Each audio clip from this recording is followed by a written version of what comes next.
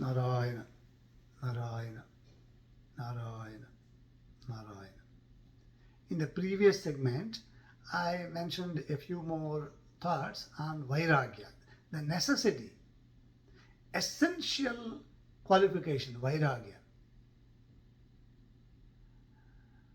So that Vairagyam is important. Doesn't mean to say that only Vairagyam will take you to knowledge, because as we know, Viveka, Samadhi, Shatka Sampatti, and Mumukshatva, desire for liberation. This session is not to elaborate those, neither is it needed. But emphasis is on the Vairagya, that's much I want to say. The second thing I mentioned last time, which is, I know some of you would have understood. Though I was taking a shot at the tri-state analysis, Avastha-traya viveka, analysis, discrimination, distinguishing the three states of human experience. So we said in the daytime when I am awake, like I am talking to you now, I think I am a sannyasi, I am a monk, I am a teacher, I am a student of Vedanta, all the story about myself. So this story about myself, by the way, this story of myself has also got other people. But they see the story keeping themselves as the center. Keeping themselves as the center. So every individual feels themselves as the center of this universe, as the center of this world. Very strange. The same story in which myself and another person are living have to narrate, they describe from their perspective, for keeping themselves at the center of the story. They relate every event from the center of the story. They will say, when I was sitting here, a crow crowed. They won't say, when my guru was sitting here, a crow crowed. The whole understanding is centered around the individual, though the world is the same. But the other individual appeared in my perception, because I hope you understand. As I said earlier, each individual is going to describe the story around themselves, but I would also say all about this world is about myself, the world around me. So the individual is experiencing the world. Nobody is saying there is another world of experience in which there are so and so individuals. Because once I say this, those people and the world of experience becomes part of my vision. Ultimately, as an individual, anything that is perceived, anything that is imagined, anything that is known is part of my world, projection of my world. Rather, the world projected in which I am the center. It is my story. That is why when I go to sleep, in the dream there is again a world of the dreamer. In the dream also there are no different individuals.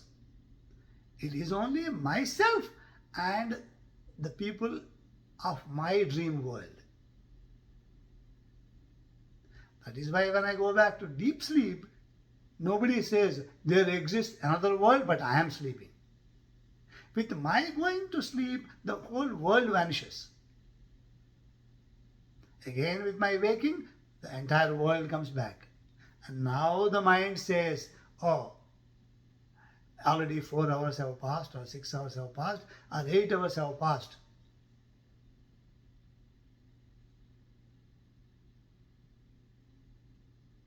So it is an individual thing. And after a long analysis, what we said, that universal consciousness, which has already, universal, don't even take too abstract here.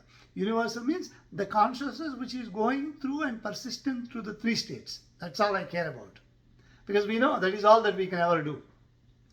So as I said, when I am sitting here and talking, I cannot imagine another world with another person, some Subbarao, which is independent of me. That's not possible.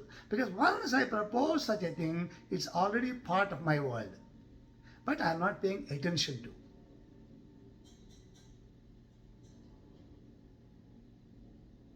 Rather, for the sake of explanation, I'm only taking a segment of my complete vision and narrowing it down. But there's no different world of experience.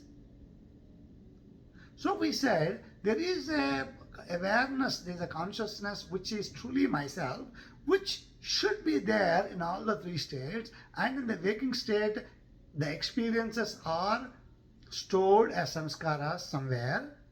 And then when I go to dream, it takes some of that and then projects another individual, maybe a king or a queen or a beggar or a pauper.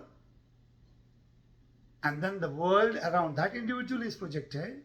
And then when so-called I go to deep sleep, here I am using the words I, assuming that you are behaving yourself, you are assuming yourself to be an individual. There is no individual.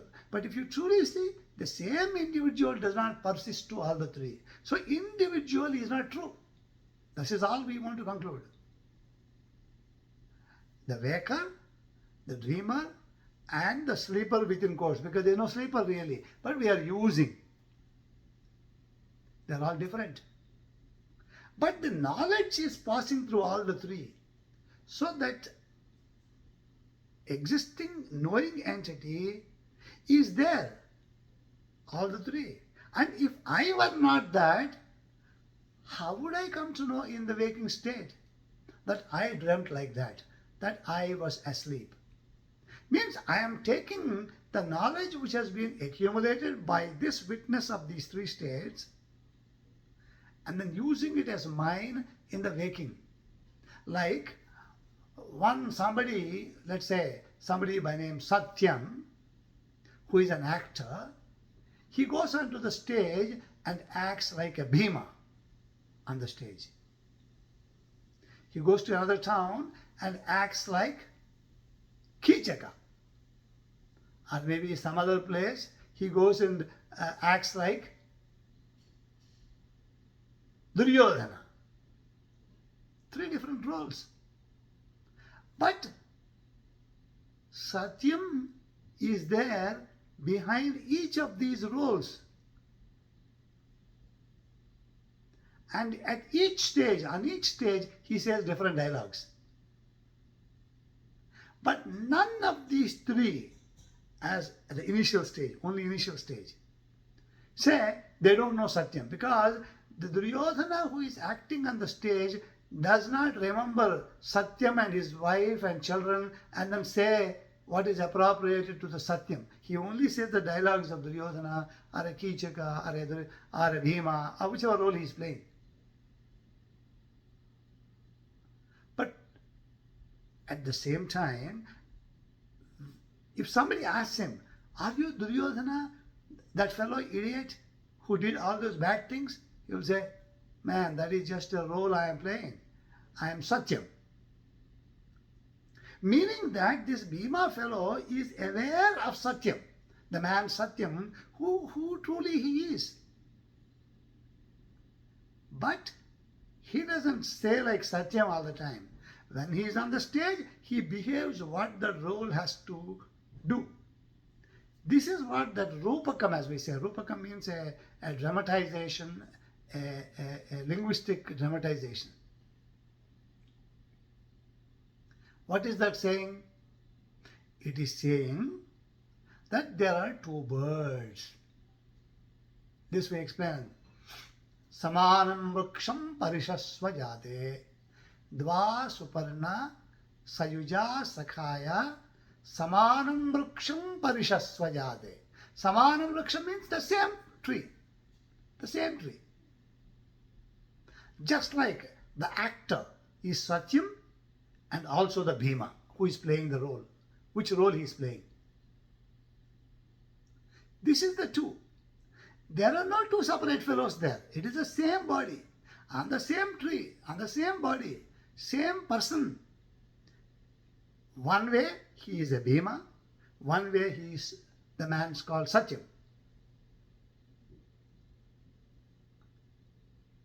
And when the man is involved in the role of a Bhima or a Kichaka or a Duryodhana or something else, or a Ravana, he is totally absorbed in that.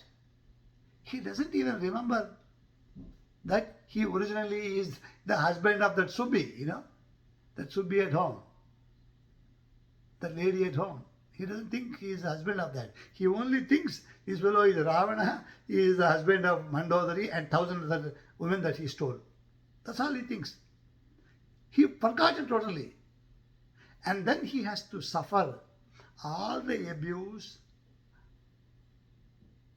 of people saying, you who have done a crime against Sita. Bhima, oh, you impotent guy, when your wife was disrobed, you kept quiet. Everybody told him. So he took it upon himself. When Karna laughed at Bhima, he suffered. So as a role player, he has to suffer. This is what the Mundaka Upanishad, third Mundaka.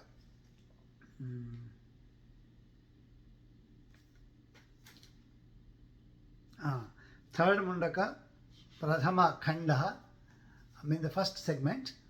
And first one is what I told you. Dva Suparna Sayuja Sakhaya Samanam Ruksham Parishaswajate Tayoranyaha Pippalam Swad Yanasnan Ansnan Swad Anasnan Anyan Abhichakashiti. Anasnan Anyo Abhichakashiti. Anyaha Abhichakashiti. He just looks on. That's what we told.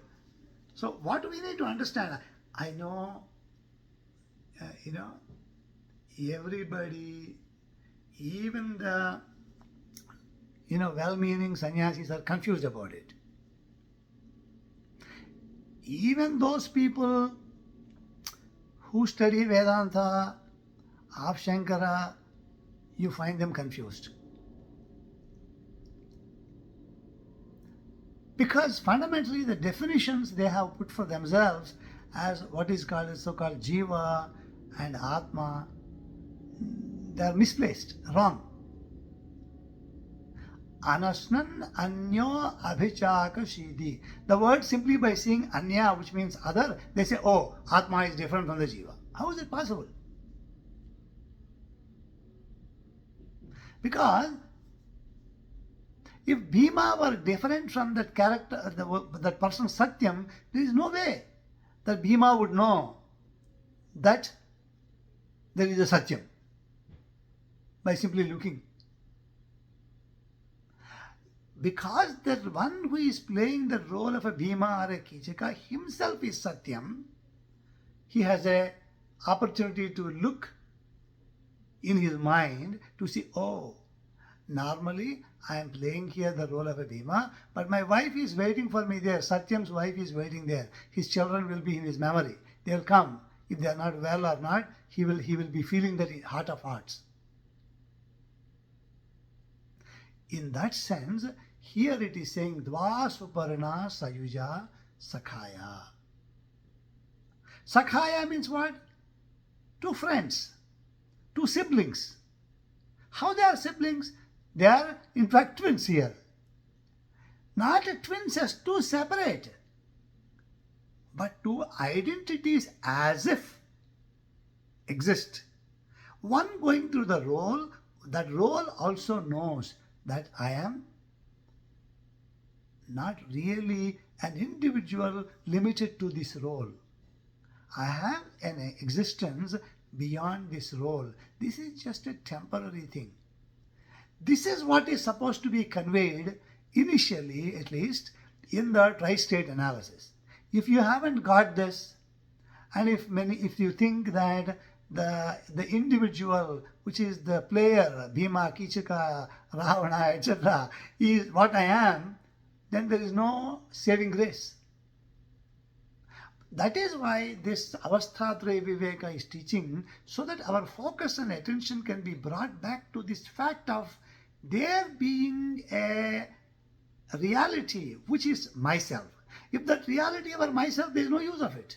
My sorrow will be permanent. Because we say, oh, I am that Satyam, the husband of that Subhi who is waiting for me, I don't need to be worried for all the problems here on the stage, as if they are mine own. This is just a temporary play. In that, one finds respite, one finds relief, one finds happiness. And the sufferings of the stage really do not touch the person. In that sense, Dva Suparna, meaning two birds. And having said this, I want to also add what we did not discuss earlier.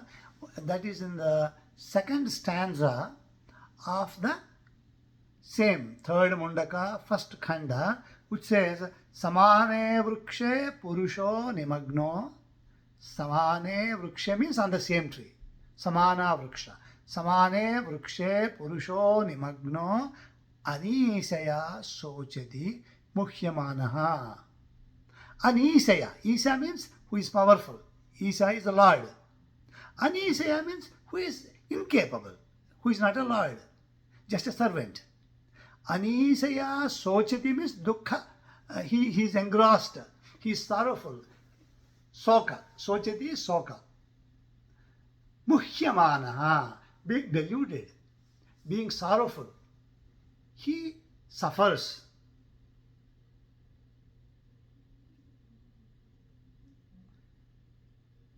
Second, Jushtam Yada Pasyat Anisham Asya Mahimanamiti Vitashokaha.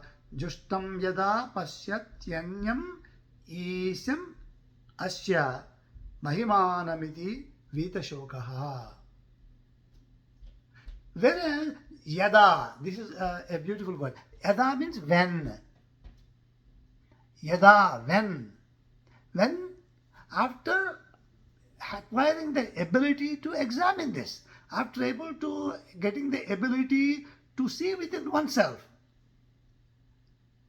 by vichara, by inquiry, by yoga, by self-restraint, by becoming dispassionate about the life on the stage, the life on the story that we are describing. If you become dispassionate, Justam yada pasyat yanyamishan asya Mahimanamiti Vitashokaha. He becomes free from sorrow. How? Oh, Asya, for the same person. Asya. Jushtam yada pasyat anyam isyamasya. The second one, anyat isyamasya. Mahimanam iti Vitashokaha. The second one that he sees, he says, oh, this one is really Isha.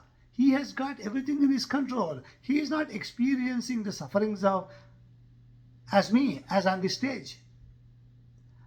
Then he becomes Vitashokaha, means he one who is rid of sorrow. Just by seeing. Yada pasyati anyam. Yada pasyati anyam ishamiti. Isham asya. Isham. Yada anyam pasyati isham. When he sees the other as a Isha, means the one having everything in his control. He is capable. He is free from sorrow. Asya mahimanamiti. By knowing his glory, mahima. Oh, what a greatness it is. It is free from all the sorrow and sufferings. Just by not being attached. Not by thinking. Mahimanamida vitashokaha. Only by seeing. He has nothing else to become here because he's already that. Okay, this is another important point which I wanted to highlight actually, the whole purpose of my recording this, because I see this important point, it takes time to understand. Now, sir, what you have been telling me till now, that there are two birds, the waker, and from which roundabout study we come to this conclusion of this one which is an onlooker. Which of these two am I? This is where I think most of the students of Vedanta get stuck, and they are given a false concept that there is a jiva and this fellow is different from that Atman, and then so you suffer, this is your lot. Whereas this stanza is not meant that. This is not to teach you that there is, as a jiva you will suffer and you will have to go through this, all this, and then you become purified, like in India we say nowadays, what is it called? Washing machine, they say politicians. As long as you donate, then they will not bother about you in the case, in the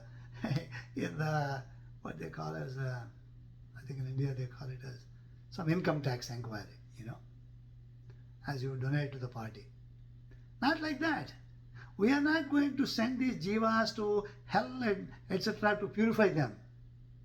You are already a purified individual. That is the whole goal of teaching of Vedanta. As long as the word that is used here, yada pashyati anyam ishamasya,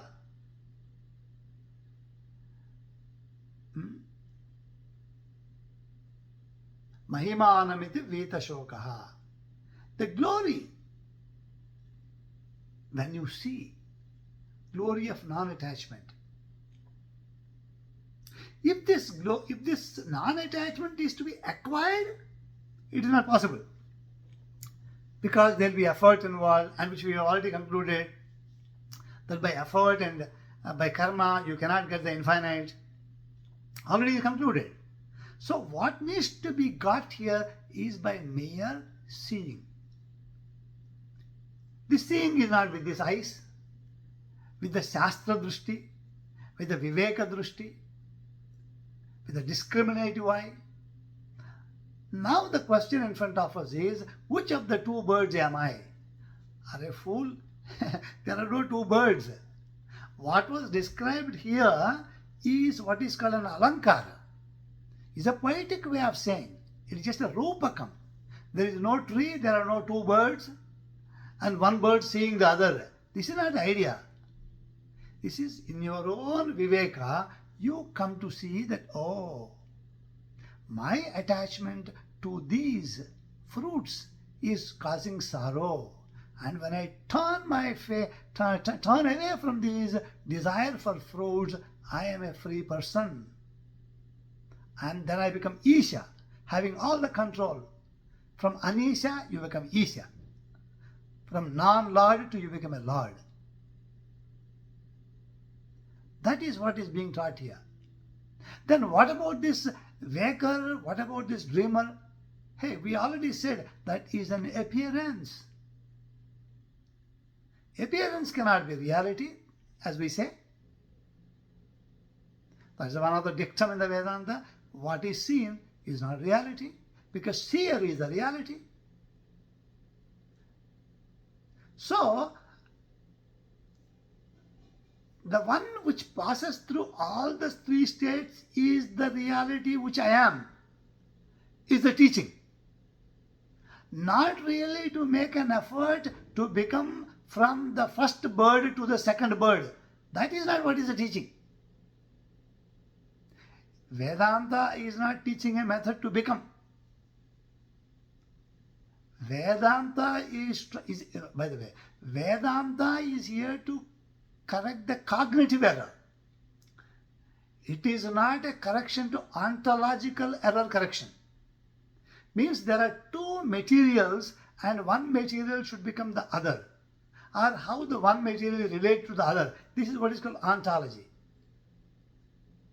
There is a material called an individual, there is a material called universal, and this individual material should become universal. That is not being taught here. What is being taught is epistemic error, cognitive error.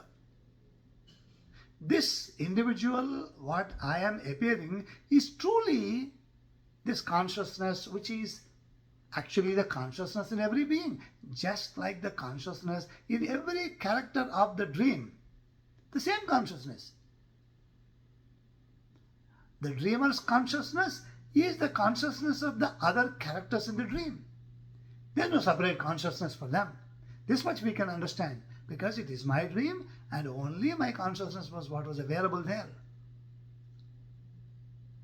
Similarly, now there is only one universal consciousness, at least passing through these three states.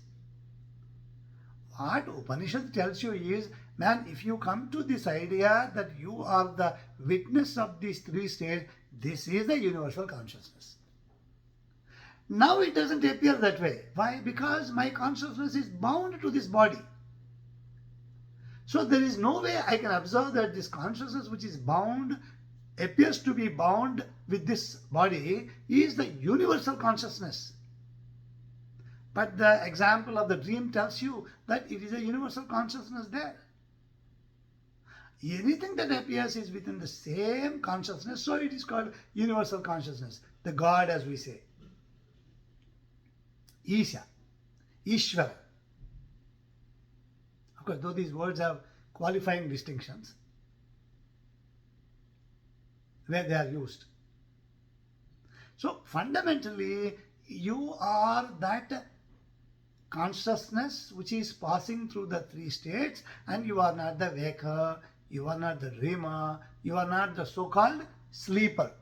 There is no sleeper. We are not going into that. There is no individual there, covering himself with a blanket and sleeping there. Truly. That is our imagination.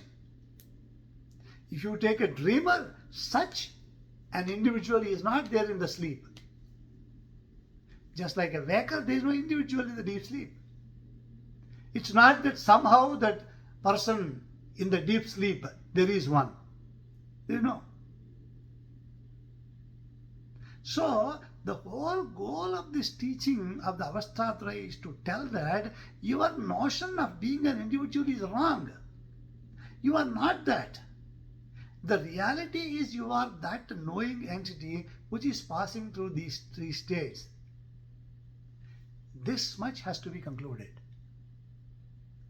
If you do not conclude this much, then Avasthatraya has not done its job.